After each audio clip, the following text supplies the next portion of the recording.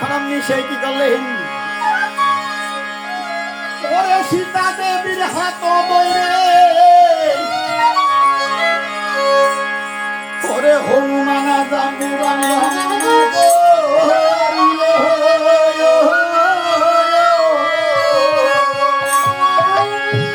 ওরে যুদ্ধের ময়দানে ওরে একে করে দেখাইবে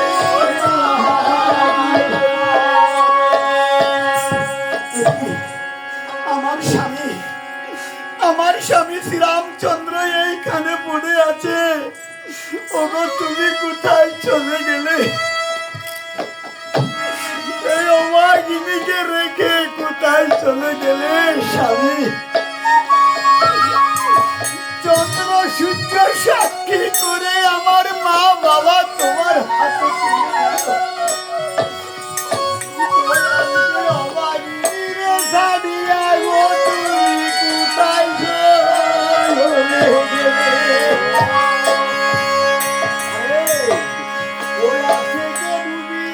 হাতে খসিয়া পড়িল ওরে কপালে রশি দুর্বুদিয়া থেকে ওরে মুছিয়া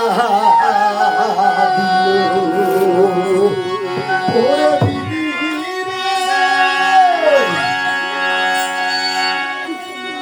ওরে কি অন্যায় কি অপরাধী করেছি রে আমি? ওরে অকালে আমার স্বামীকে কেন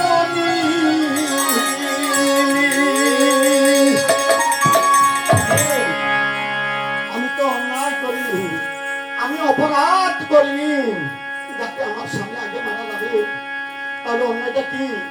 ওরে বিবাহের পরের দিন হয় কালো রাত্রি, কালো রাত্রে নারী পুরুষই না থাকে সংহতি। ওরে কালো রাত্রে যে নারীকে করে দর্শন, ওরে আয়ু থাকতে স্বামী মরে শাস্ত্রের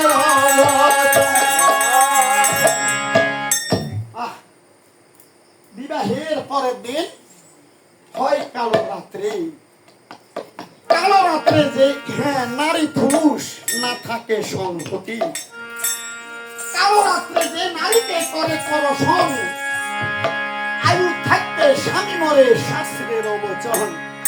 আমার তো এরকম হয়নি। আমার স্বামী কোথায় চলে গেল? আমার স্বামী কেন মারা গেল? ওরে হনুমান, ওরে জাম্বুবান, আমি শুধু কষ্ট দিয়ে একটি সীতা তৈরি করে দাও। আমার স্বামীর সৎকারের জন্য, আমার স্বামীর সৎ কাজের জন্য ওনাকে সৎকার করিতে হবে। তখন হনুমান আর জাম্বুবান জলের মনের শুক্ত কাষ্ট দিয়ে একটি সীতা তৈরি করলেন। সীতাতে আগুন দিলেন। সপ্তহার মা দুঃখিনী তখন দুটি পুত্রকে নিয়ে প্রদক্ষিণ করিতে লাগলেন।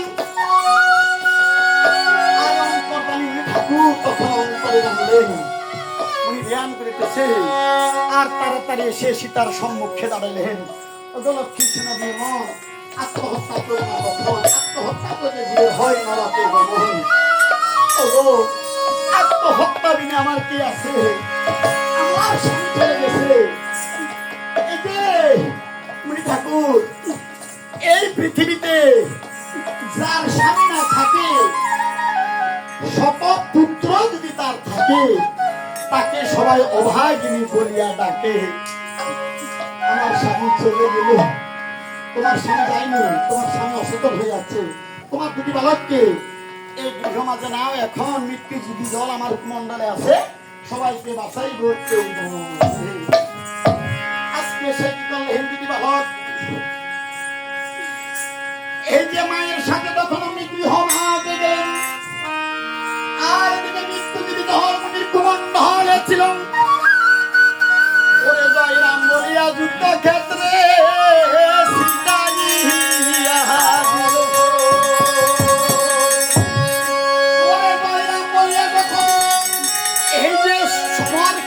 শিখাইয়া দিলেন। সবাই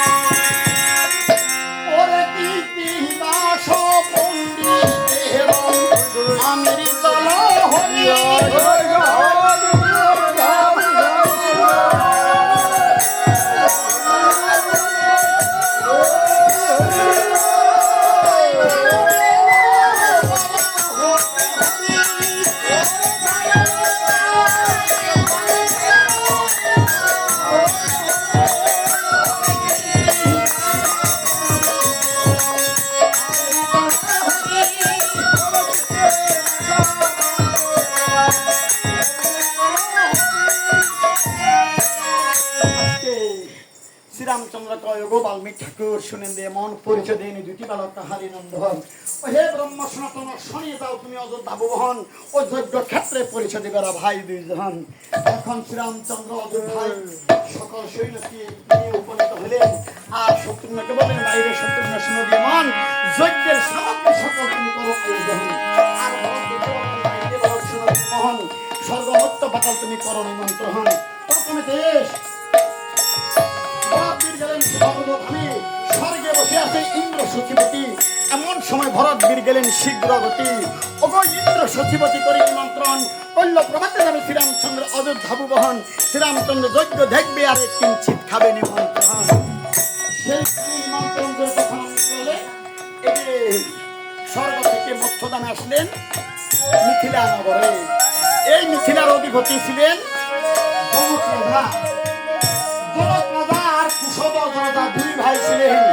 দুই ভাইয়ের সাতটা মেয়ে ছিল। রাম লক্ষ্মণ ভরত শত্রুঘ্ন বিবাহ করিলেন। শ্রীরামচন্দ্র বিবাহ করিলেন সীতাকে, ভরত বীর বিবাহ করিলেন মান্ডবীকে, লক্ষ্মণ বিবাহ করিলেন উর্মিলাকে, আর শত্রুঘ্ন বিবাহ করিলেন শ্রীপতিকে। আর বলছেন নিমন্ত্রণ কইল প্রবাদে যাবে শ্রীরামচন্দ্র অযোধ্যা ভুবন শ্রীরামচন্দ্র যজ্ঞ থাকবে আর কিঞ্চিত খাবে নিমন্ত্রণ। সেইখানে নিমন্ত্রণ করে তখন কি করলেন পাতালের বাসকে নাগে সেইভাবে নিমন্ত্রণ করলেন। আর এদিকে ৬০,০০০ সকল মুনি এসেছে কিন্তু বাল্মীকি ঠাকুর আসলেন না। ওই পুনরায় তখন হনুমানকে পাঠালেন আর পুনরায় হনুমান বাল্মীকি ঠাকুরকে নিমন্ত্রণ করিলেন। আরে বাল্মীকি ঠাকুর কি করলেন আর সীতার কাছে গিয়ে বলছেন ওগো লক্ষ্মী শুনো দিও মন তোমার কাছে এসেছি না বাবার ভিক্ষার কারণ ওগো ঠাকুর আবার কিসের ভিক্ষা আপনি আমার কাছ থেকে চান? তোমার এই দুটি বালককে আমি ভিক্ষা চেয়েছি কেন? আমার দুটি বালককে আবার কি করবেন আপনি? তোমার দুটি বালক তোমার সাথে অযোধ্যা যাবে। অযোধ্যায় গিয়ে তারা ওই শ্রীরামচন্দ্র যজ্ঞে রামায়ণ কীর্তন করবে। তখন সীতা বলছেন ওরে সীতাই বলে আমার লপুষি অযোধ্যা না হাসিনে গো বালো অযোধ্যা না হাসিনে ওরে সীতাই বলে আমার লপুষি অযোধ্যা না হাসিনে গো বালো অযোধ্যা হাসিনে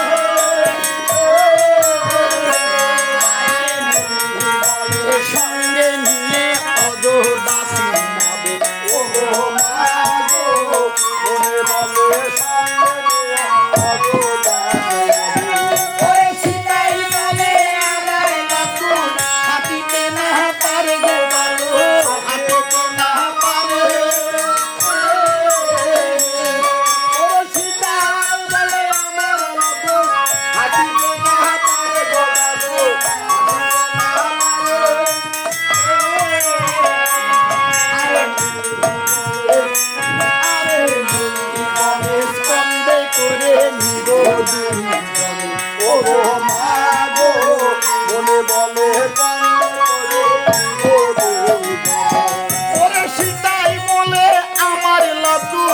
উদয় কাহাতর গো বালো উদয় কাহাতর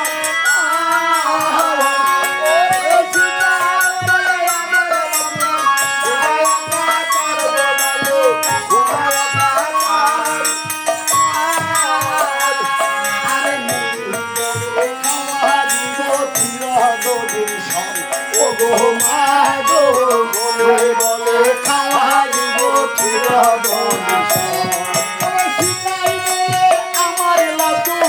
মা ডাকিবে কারে গো ভালো মাতা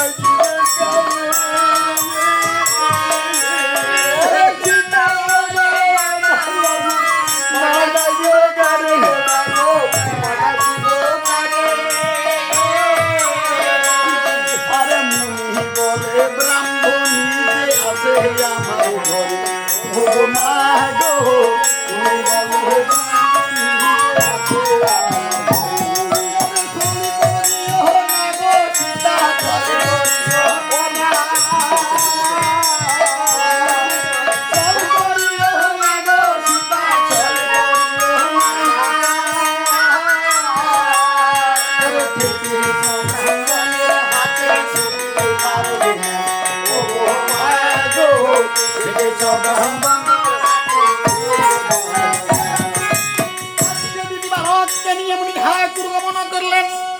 আর পিছন থেকে মা দুঃখিনী দেখে বলছেন সীতা দেবী, ওরে লাভ ওরে কৃষ্ণ দিয়ে মন, তোমরা তো চলেছ অযোধ্যা ভুবন করিতে রামায়ণ কীর্তন, এই যে পুত্র হইয়া পিতার ঘরে কবু না করিও ভিন্ন রঙ্গনার